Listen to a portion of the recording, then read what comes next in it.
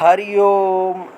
मैं आनंद सांडिल्य आप सभी दर्शकों का आपके अपने चैनल आनंद सांडिल्य पर हार्दिक स्वागत करता हूं, हार्दिक अभिनंदन करता हूं।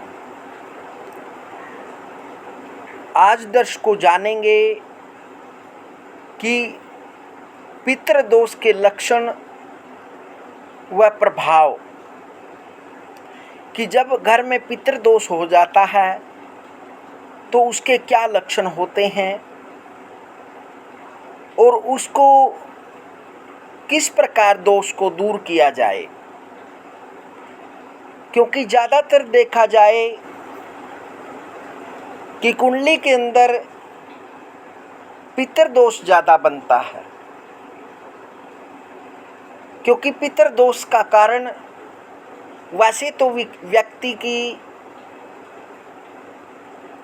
समझ होती है। जब व्यक्ति जीते जी अपने माता पिता या गुरुजन या अपने पूजनीय व्यक्ति या गुरु का या कोई भाई बंधु का या कोई रिश्तेदार का निरादर कर देता है या अपमानित कर देता है या उसको फिर पीड़ा देता है, कष्ट देता है, या फिर किसी जीव को वह सताता है या किसी का पैसा हड़प लेता है या किसी को अनेक प्रकार से कष्ट देता है या किसी की ज़मीन पर कब्जा कर लेता है, भले ही वह व्यक्ति जीते जी कुछ ना कहे, लेकिन मृत्यु के बाद उसको उसकी आत्माएं कष्ट देना प्रारंभ कर देती है। उसी प्रकार से फिर व्यक्ति जीवन में अनेक कष्ट प्राप्त करता है, उसको अनेक कष्ट आते हैं, उसके हर कार्य में कहीं न कहीं अड़चनें आती हैं, उसके कार्य नहीं बन पाते और वह लक्ष्मी के लिए भी इतना परेशान हो जाता है कि उसके हर रोज़ के कार्य नहीं चल पाते, उसको भोजन तक की व्यवस्था नहीं बन पाती, उसके घर में हर समय विवाद रहता है, तो वह आत्माएं उसे बार बार कष्ट देती हैं। उसी को पितृदोष माना जाता है। पितृदोष को तथा उनके कारणों को अनेक प्रकार से शास्त्रों में बताया गया है।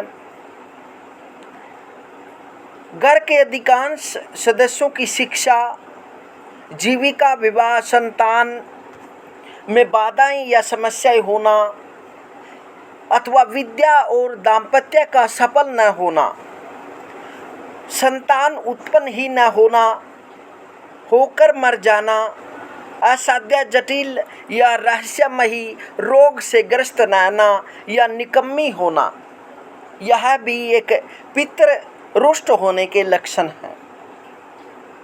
परिवार के मुखिया का प्राय किसी जटिल दुख साध्य रोग से ग्रस्त रहना या घर के सभी लोगों में किसी न किसी रोग का लगे रहना, प्राय रक्तचाप व हृदय रोग अधिक देखे जाते हैं। परिवार में कलह तथा अशांति बने रहना, खासकर साथ बैठने या साथ भोजन करने पर कहा-सुनी, बहस, झगड़े हो जाना, विशेषतः भाइयों में झगड़ा अधिक होना और नौबत कोर्ट कचहरी, मुकदमेबाजी, थाना पुलिस तक आ जाना।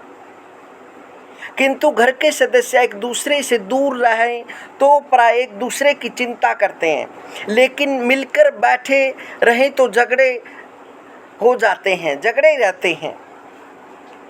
कुटुंब में किसी बुजुर्ग की अस्वाभाविक ढंग से आत्महत्या, दुर्घटना, हत्या आदि अथवा रहस्यमयी कारण, ऊपरी प्रभाव, पागलपन, अजीब बीमारी आदि से मृत्यु हुई होती है, या किसी बुजुर्ग की 2 पत्नियां रखैल रही होती हैं। घर परिवार में प्राय कम से कम एक व्यक्ति तो अवश्य ही शराब आदि नशे का अभ्यस्त होता है। वरना अधिकांश सदस्य किसी न किसी नशे के आदी भी हो सकते हैं, वरना कोई एक तो पक्का नशेड़ी होता ही है। पितृदोष से प्रभावित लोगों की रिश्तेदारी से नहीं बनती, रिश्तेदारों से नहीं बनती या बनी नहीं रहती। यदि एक दूसरे के विरुद्ध षड्यंत्र या राजनीति न भी करे तो भी निंदा, आलोचना, द्वेष, ईर्ष्या अथवा घृणा या शत्रुता के भाव रहते हैं। शिकायत सदा बनी रहती है, अधिक मिलना जुलना भी नहीं होता। ऐसे परिवारों में अतिथि आते ही नहीं या बहुत कम आते हैं, और जो आता भी है वह संतुष्ट होकर नहीं जाता या वो बुरा मान जाता है, अथवा उसके जाते ही उसकी आलोचना व निंदा घर से आरंभ हो जाती है। पड़ोसियों से भी ऐसे लोगों का झगड़ा रहता है। कम से कम एक पड़ोसी से तो संबंध मधुर ही नहीं रह पाते, चाहे कारण कुछ भी बने या गलती पड़ोसी की ही हो। घर में तुलसी नहीं होती, लगाए तो अधिक दिनों तक नहीं चल पाती या पनपती ही नहीं है।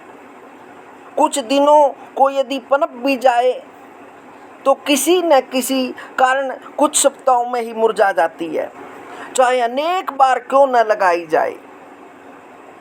घर के आसपास, घर में छत या दीवारों में प्राय पीपल का पेड़ उगाता है, अथवा झाड़ झंकार उगते हैं या घास उगाती है या काई जमने लगती है। कुछ लोगों के घर के साथ आंगन में छत पर जिसका साया पड़ा होता हो, ऐसा लसूड़े का पेड़ या कोई चौड़े पत्ते वाला वृक्ष देखा जाता है। घर में प्रायः पुराना या अनुपयोगी सामान अथवा कबाड़, लोहे, लकड़ी, रबड़, प्लास्टिक का टूटा खराब सामान, जंग लगे औजार, कीले, जंजीरें, ताले, टूटे कांच, बिजली के तार, स्विच, पलंग, पेच आदि पालतू सामान या खराब यंत्र, बंद घड़ियां, फटे पुराने जूते चप्पल या फटे पुराने वस्त्र छत पर लोहे के तार या कबाड़ रहता है, अथवा अव्यवस्था होती है या कूड़े का निपटारा ढंग से नहीं होता था या रद्दी भरी रहती है। पुराना फर्नीचर छत पर कबाड़, जीने के साथ या टांड होना आदि देखे जाते हैं। दीवारों, छतों, फर्श का दरारों से युक्त या टूटा फूटा उतरे प्लास्टर वाला सीलन या कई काई से युक्त होना, दरवाजों, खिड़कियों का छिद्र युक्त तथा आवाज़ करने वाला होना या उनके पेंट की पपड़ियाँ उतरना, मुख्य द्वार के साथ पास घुसते ही गंदा पानी या नाला, गंदी नाली, कूड़ेदान, सीढ़ी आदि का होना, अथवा मुख्य द्वार वेद युक्त या बहुत ज़्यादा बड़ा या छोटा होना, सड़क का मकान के फर्श से ऊंचा होना या मकान के फर्श का सब कक्षों में समान न होकर ऊंचा नीचा होना, घर के नले, पाइप, छत का टपकना अथवा पानी का व्यर्थ बहना, अपव्यय होना, ठीक भी कराए तो बार बार लीक करते रहना या जल स्रोत का मुख्य सूख जाना, बार बार वाटर लेवल गिरना या बिल्कुल सूख जाना, या बोरिंग, नलका, हैंडपंप, कुआं ब्रह्म स्थान पर या नृत्य कोण आदि वर्जित दिशा में होना, शौचालय का ईशान या पूर्व में बना होना या इन दिशाओं में कबाड़, स्टोर रूम, कूड़ेदान, गंदगी, बहुत भारी सामान का ठूसा हुआ होना, जबकि दक्षिण पश्चिम दिशा का हल्का खाली उगड़ा हुआ होना, प्राय पश्चिम दीवार खराब ही मिलती है। घर का तालाब, कुएं को पाटकर बनाया गया होना या कुएं, तालाब, दलदल, गंदे नाले, कूड़ा घर, शमशान, कब्रिस्तान, समाधि, मंदिर आदि का निकट होना या कई बार घर में ही किसी पीर स्थान, आला समाधि या मंदिर आदि का बना हुआ होना भी देखा जाता है। या तो परिवार के लोग नास्तिक, कर्मकांड विरोधी होते हैं या आलसी या लापरवाह होने से नित्य पूजा नहीं करते। घर में देवताओं के चित्र, मूर्तियां धूल खाती रहती हैं अथवा दिखावे, आडंबर के तौर पर पूजा करते हैं। किंतु घर में वर्षों तक कोई धार्मिक आयोजन, मंगल कार्य नहीं होता। अव्वल तो घर में कोई शुभ कार्य, मंगल आयोजन या धर्म अनुष्ठान होता ही नहीं है। यदि हो या किए जाए तो कोई ना कोई बाधा पड़ती है, या विवाद होता है, या रंग में भंग पड़ता है, या कोई शोक समाचार प्राप्त हो जाता है, अथवा आपस में ही झगड़ते हैं। बहस होकर कुछ सदस्य उसे आयोजन का बहिष्कार या विरोध कर देते हैं। आम तौर पर ऐसे घरों में पूर्वजों के चित्र जरूर दीवारों पर लटकते मिल जाते हैं, भले ही उन्हें रोज प्रणाम न किया जाता हो, अथवा घर के सदस्यों को स्वप्न में बार बार अक्सर पूर्वज मृत आत्माएं दिखाई देती रहती हैं। कुछ मामलों में सांप आदि घर में निकल सकते हैं, अथवा किसी पूर्वज की रहस्यमय उपस्थिति का घर में भ्रम आभास होता है।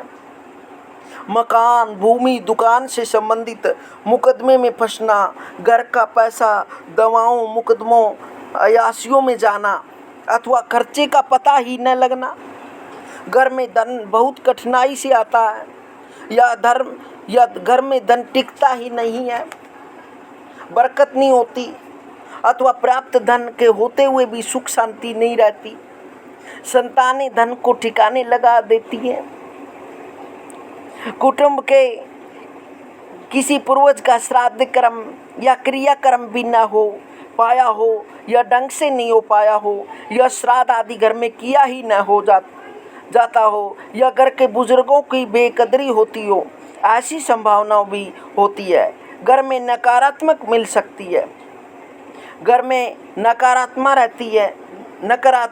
रहती है, नेगेटिविटी रहती है। घर का पालतू जानवर मर जाता है, भाग जाता है, चोरी हो जाता है, खो जाता है, अथवा बार बार बीमार पड़ता रहता है।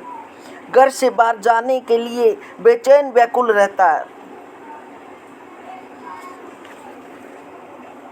घर में पुस्तकालय पुस्तकें होती ही नहीं, होती है तो धूल खाती रहती है, बेकदरी होती है, अथवा ज़रूरत से बहुत ज़्यादा किताबें, कागज़, रद्दी जमा रहती है।